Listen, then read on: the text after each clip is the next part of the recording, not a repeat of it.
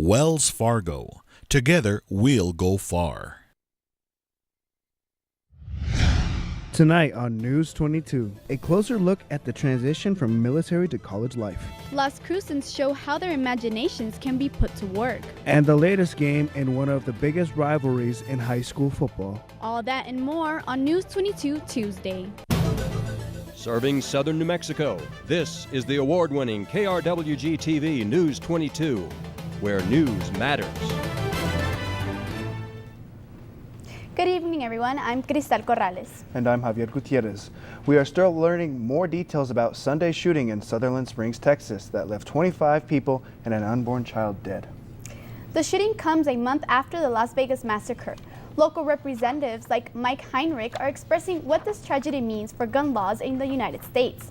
Heinrich stated that the shooter was stationed at Holloman Air Force Base for some time before moving to Texas.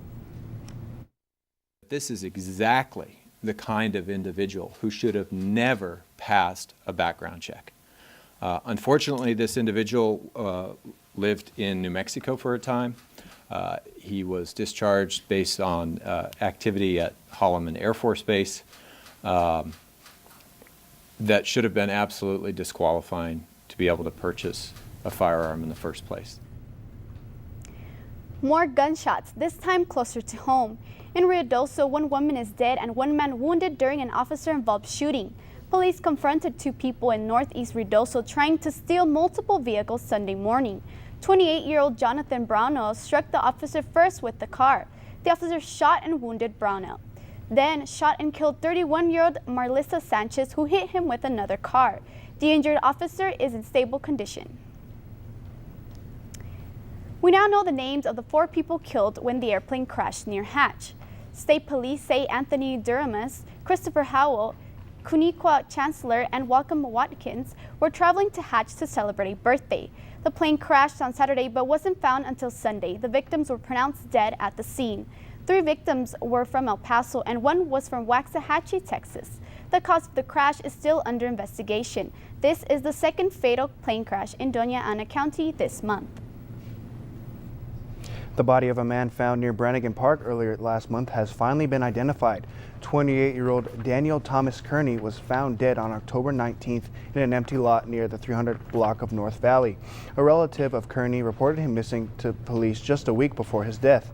Police are still investigating the cause of death. If you have any information on what may have happened to Kearney, you are encouraged to call Las Cruces Crime Stoppers.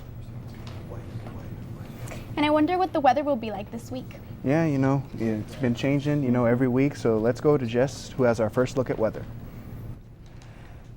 You all are definitely right. It's been a little wishy-washy lately with our weather, but good news, we're actually going to be seeing a cold front come in until Thursday, so those fall-like temperatures will be back. So right now, we're cloudy at 69 degrees, winds coming from the southwest at 6 miles per hour, humidity at 32%, dew point at 40 degrees, and our barometer at 29.89 inches.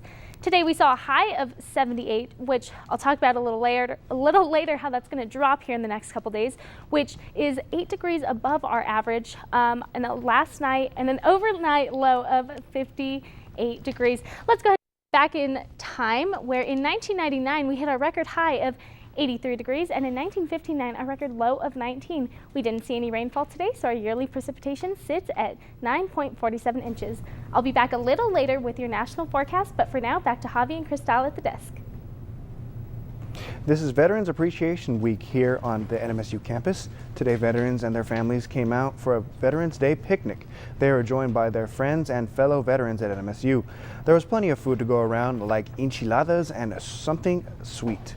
They were welcomed by many different veteran organizations ready to help in any way that they could. When they come home, oftentimes the veteran, their physical body comes home, but their mental body is still overseas in Afghanistan, Iraq, wherever it is. And so we help them re-embody themselves.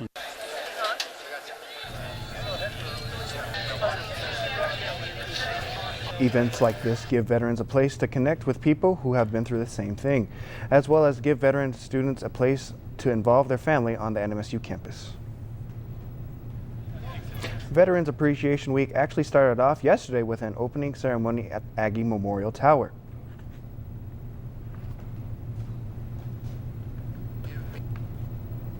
There are a significant number of students who have served and are serving. There's a significant number of our staff and faculty who have served and are serving. And that is a part of who they are, and that makes it a part of who we are. Events like this give veterans a place to connect with people who have been through the same, as well as give veteran students a place to involve their family on the NMSU campus.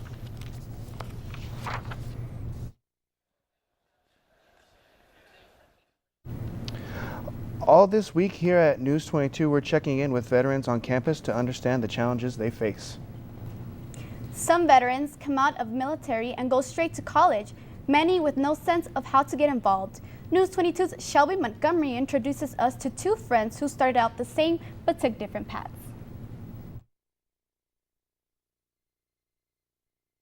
Friends since before they could remember, Cody McCarthy and Adam Fisher grew up in Reserve, New Mexico and spent their childhood together.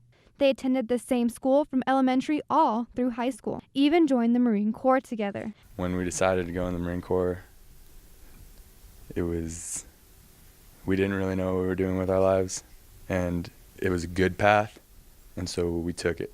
After 4 years, they say they matured and then enrolled in New Mexico State. But now they're going in different directions.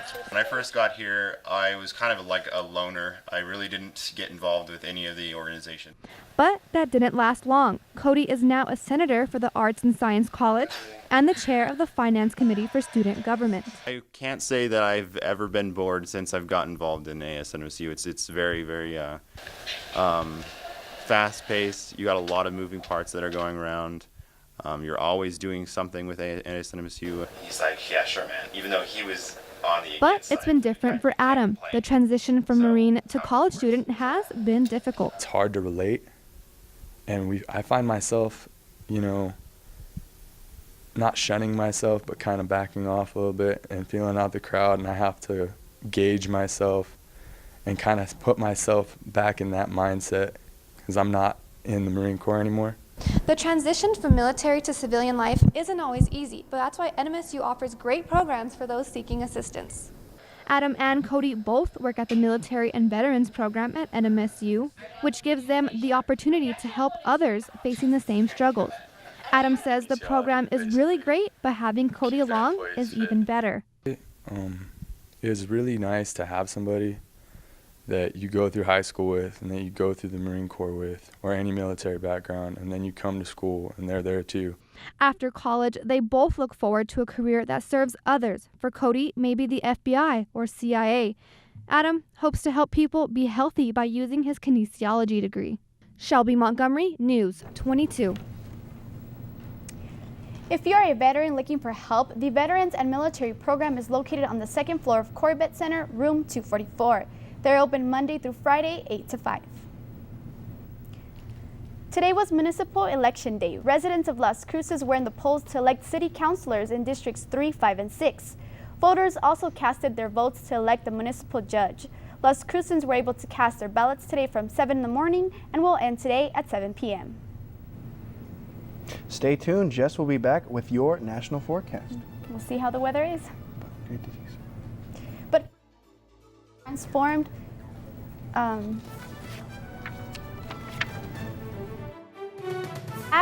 will be back. But first, municipal instruments are missing and they are needed back.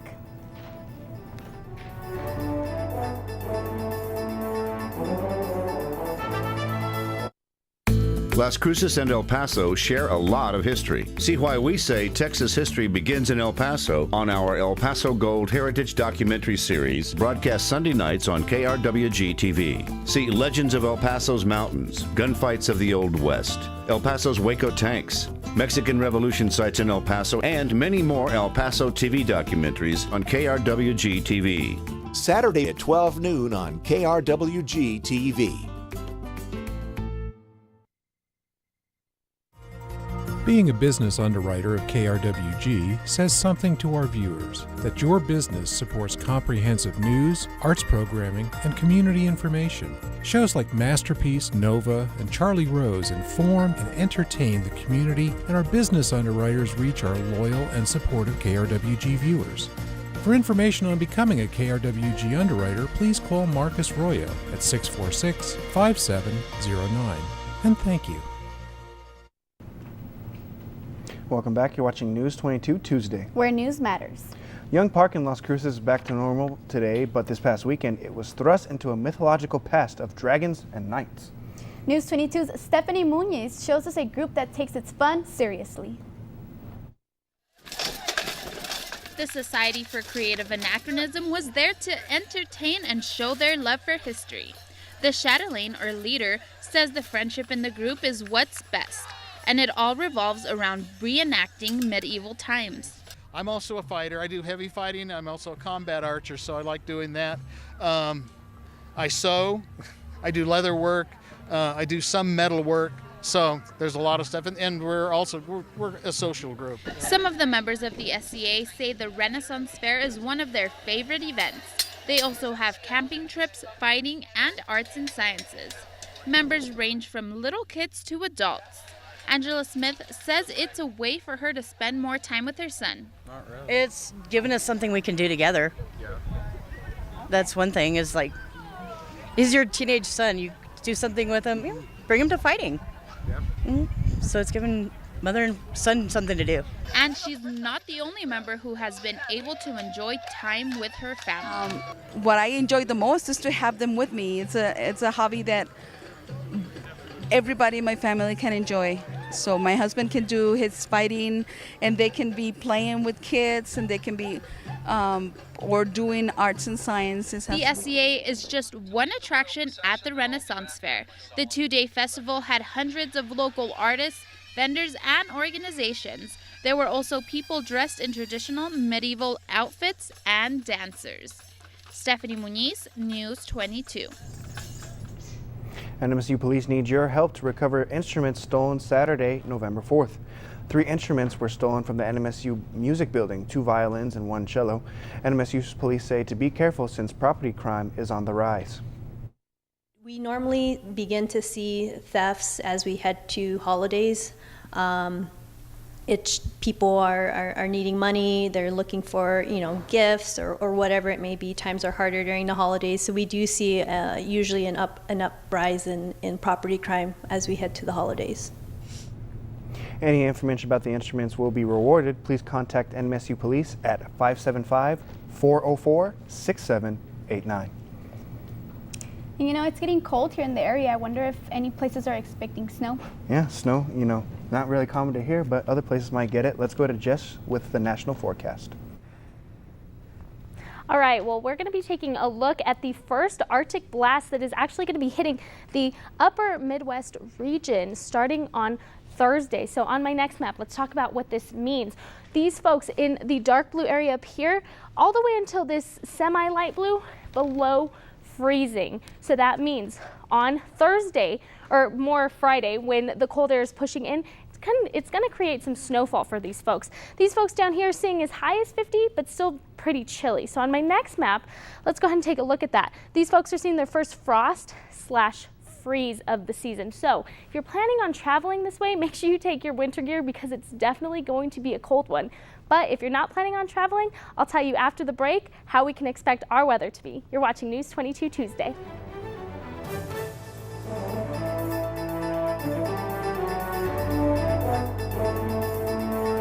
Explore top places for outdoor adventure, including extreme adventure hotspots in West Virginia.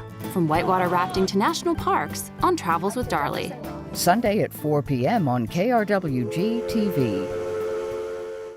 On Masterpiece. Bassett is the new order. I am the old. He seeks to overthrow me. I would like you to help me prevent him. Since Aunt Agatha's death, there's scarce been 2 words between us. Elizabeth is not a Poldark. She was, and so is her son. Poldark on Masterpiece. Sunday at 8 p.m. on KRWG-TV.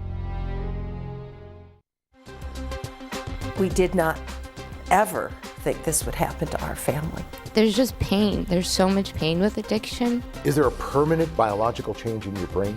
Addiction is a general brain disorder. It is an addictive opioid drug that affects families regardless of socioeconomic status or education. I'm Dr. Peter Salgo. Join us this week for Second Opinion. Sunday at 1 p.m. on KRWG-TV. All right, let's go ahead and take a look at our current conditions around New Mexico right now. Farmington 48, Santa Fe 47, Albuquerque 60, Las Cruces we're at 69 right now, and Deming at 68. As for tomorrow, folks, in Albuquerque expect 61 degrees, Clovis 43, Ruidoso 54, and Deming at 71. Let's go and take a closer look at our sister cities. Alamogordo, cloudy skies tonight at 53 with partly cloudy skies tomorrow with a high of 65. Truth or Consequences, cloudy skies tonight, a low of 52 and a high of 70 tomorrow with cloudy skies as well. Silver City, cloudy tonight with partly cloudy skies tomorrow with a high of 65. And in our beautiful city of the Crosses, cloudy skies tonight with a low of 53, a high of 69 tomorrow, and cloudy skies. I'll be back later to take a look at your 5-day forecast, but for now, back to the desk. Your man is dead after stealing a car in Colorado. That's the first story in tonight's Southwest Minute. Police are investigating after a car theft suspect was shot and killed over the weekend. Police say Michael Wayne Marin was knocking on apartment doors on Saturday. When police showed up, he started shooting and Marin was killed. The officers involved were not injured. Investigators in Galveston, Texas are offering up to $10,000 for information about a little boy found dead on a beach. Authorities call him Little Jacob because they have no idea who he is or how he got there. Investigators are going through thousands of tips and are waiting for autopsy results for more clues. Police made a sketch of Little Jacob. It's going up on billboards in at least 8 states, including Texas, Arkansas, and Oklahoma. In Phoenix, 3 people are dead, 4 others seriously injured after a stolen van crashed head-on into another van and burst into flames. What's strange is a 14-year-old was driving. All the deaths and injuries were from the 7 people in the stolen vehicle. The relationships of the 7 people in the SUV is still unclear. I'm Zach Covert with the Southwest Minute. Nolan Fox is next with sports. Thanks, guys. Coming up in sports. It was a big weekend in high school football. We'll check it out next on News 22 Sports.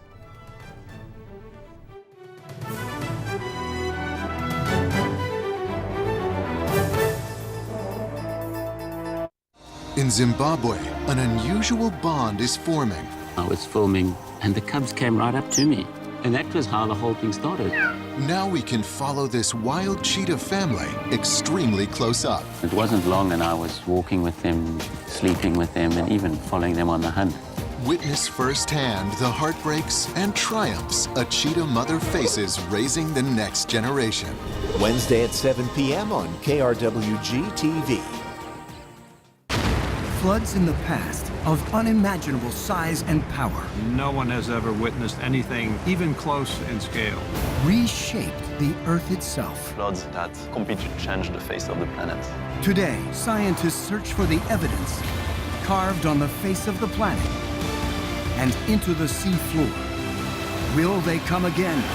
Killer floods on NOVA. Wednesday at 8 p.m. on KRWG-TV. KRWG-TV News 22 Sports. Welcome back, and hold on to your socks because I'm Nolan Fox with News 22 Sports. The New Mexico State football team's bowl hopes are still alive after a 45-35 win over Texas State on Saturday. We'll pick it up in the second quarter. Tyler Rogers heaves it deep to Jonathan Boone for a 44-yard touchdown to tie it at 14. Then Texas State reaches into their bag of tricks and runs it reverse to Tyler Watts, and then he could go all the way, 76 yards for the score. In the third quarter, Rogers hits Anthony Muse for a 29-yarder to give the Aggies the lead.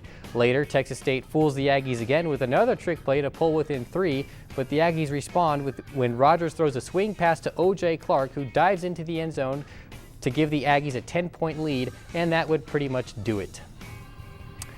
The Aggies will take on Louisiana Lafayette this weekend to try to keep their bowl hopes alive. And there's a big rivalry between the Mayfield Trojans that happened last week. Jackie Loera has the story. Green and yellow on one side and blue and red on the other. The football rivalry against the Mayfield Trojans and the Las Cruces Bulldogs is the game of the year, and thousands fled into the stadium. It's a good feeling, honestly. It's just a kind of emotional feeling, just because like my senior year we didn't get to play on this field, but yeah, I'm glad for the senior class because we grew up with them, and I'm just glad that they have the chance to play on it. What brings me here is like I wanna really support my team that I played for, because coach like engraved it in us. Once a dog, you're always a dog, and that's something like you can't lose. The brotherhood that you have is something you can't lose. And for today's athletes, it's the biggest game of the year. It's really exciting. You know, the Bulldog Nation is a really big community as far as like Booster Club and everybody that participates, and just giving the boys pre-game meals, after the game meals, and knowing all the support that all the Bulldogs have. It's really, really exciting just to be here. How about you, So? How does it feel? Oh, I just feel so proud. It's very exciting to be here and support everybody. The Mayfield Trojans versus the Las Cruces Bulldogs is a tradition that brings the community together. It's like I get so excited. I don't think I sleep for 2 or 3 days, but knowing that it's for the kids and it's about this community, because this community loves this type of games, and they're awesome. And I'm just blessed to be the AD for this community. It doesn't matter if you're a Bulldog or a Trojan. When it comes to supporting high school football, the Las Cruces community shows up for kickoff. This is Jackie Lueta for News 22 Sports. Las Cruces High won the game 49-13. They'll have a bye week in the first round of the state playoffs this weekend. Well, there's a new tradition for high school football here in Las Cruces, and they're calling it the Oregon Mountain Rivalry. Last Thursday, the Oñate Knights and the Centennial Hawks played each other at Aggie Memorial Stadium for the first time.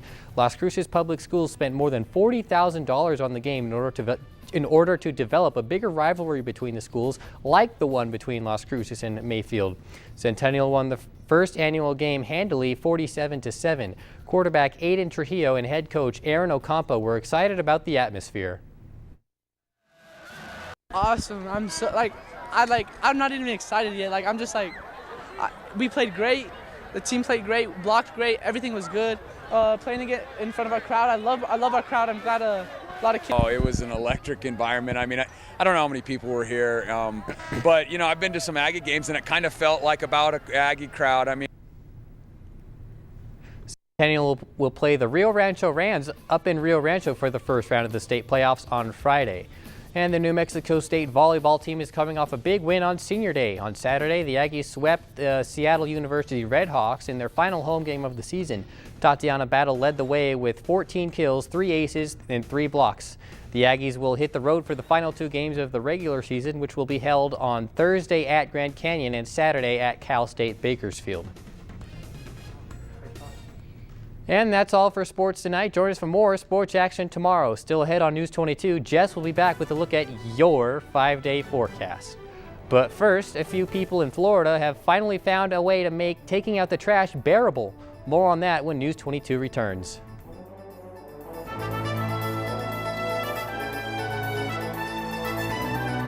Sandy swirls along the East Coast. Thousands of us are still not home yet. I saw blanket denials across the board. $400 million in profit. We were providing oversight. It was not enough. Frontline and NPR investigate business of disaster. Wednesday at 9 p.m. on KRWG-TV. On Masterpiece. The hero of campaign. Your husband is a reluctant hero, but England may yet have need of him. Truro lacks an MP. Your influence is great. There's much good you could do. I'm no Leonardo. You are surely Mona Lisa. Poldark on Masterpiece. Thursday at 8 p.m. on KRWG-TV. Let's take a look at our top stories. A plane crash in Hatch turned out to be deadly. 4 individuals flying on their way to Hatch were found dead Sunday after the plane crashed the day before. A picnic for veterans was held today on the NMSU campus. We talked to some of them and learned about the struggles veterans face upon returning home. And News 22's Stephanie Muniz showed us the Renaissance Fair this past weekend at Young Park. One organization is bringing families together through the activities they put on. And people in one Florida neighborhood are sick of a group of black bears that keep ripping through their trash. One woman woke up Saturday and found 5 of them having a field day with her garbage, so she broke out her cell phone. Sarah Cox took this video when a family of black bears came to her back patio. The bears are clearly not afraid of, and as this cub walks right up to her glass door. The bears left a mess not only for Cox, but for her neighbors as well. Can you imagine that? That'd Not be one really- bear, not two, 5. Yeah. I don't even know what I would do if I saw one bear, much less 5. That's Right. scary. Well, hopefully the bears had some good weather to munch on their food. So. Yeah, that is true. So let's go ahead and take a look at our 5-day. So, like I kind of mentioned earlier, we're seeing a cool front come in, and that's going to hit us until Thursday. So you'll notice that on Wednesday, 69, on Wednesday, 69, and on Thursday, a high of 70. We're still seeing those sunny skies, but we will see some cloud coverage, so it'll make it feel a little bit cooler. But then again, that cool front only lasts until Thursday, so then Friday we hit a high of 77, Saturday a high of 79. So we can enjoy those fall-like temperatures for a couple of days, but again, it's just another tease because then come the weekend, we'll be hitting some pretty high temperatures for this time of the year. Mm-hmm. Well, I mean, that's just how it goes in Las Cruces. Yeah. Yes, you can never have just regular weather in Las Cruces. Never but know that's the best what to part of it. expect. Yeah. Yes. And don't forget, you can catch all today's aired stories and our past newscasts on our YouTube page at youtube.com/KRWG News22. And follow us on Twitter and Instagram for show updates and the latest on what the News22 team is up to. And that's all for News22 tonight. Thank you everyone for joining us. Have a good night. Night.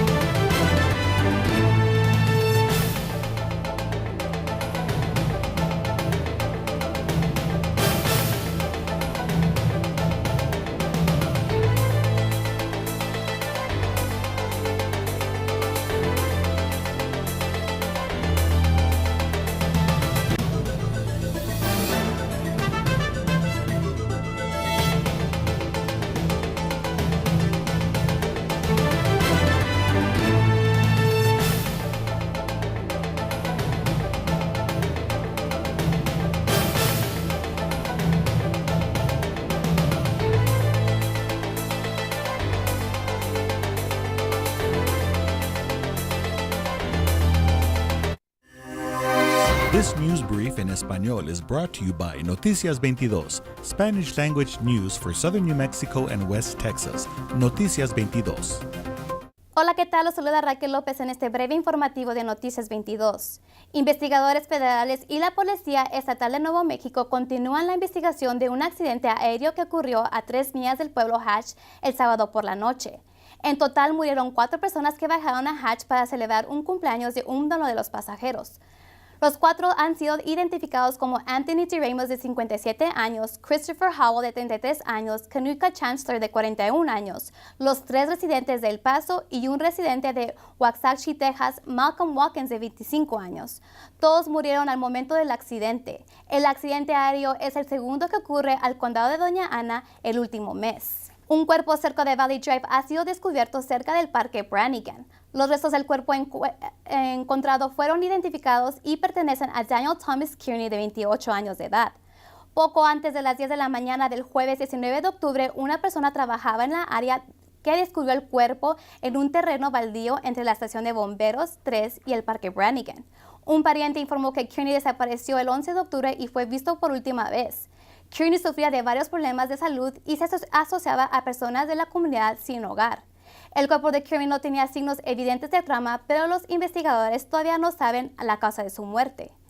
Cualquier persona que tenga información, por favor de llamar al número que aparece en pantalla. Y recuerde que permanecerá anónimo. Para Noticias 22, yo soy Raquel López. Local support for a portion of today's programming is provided by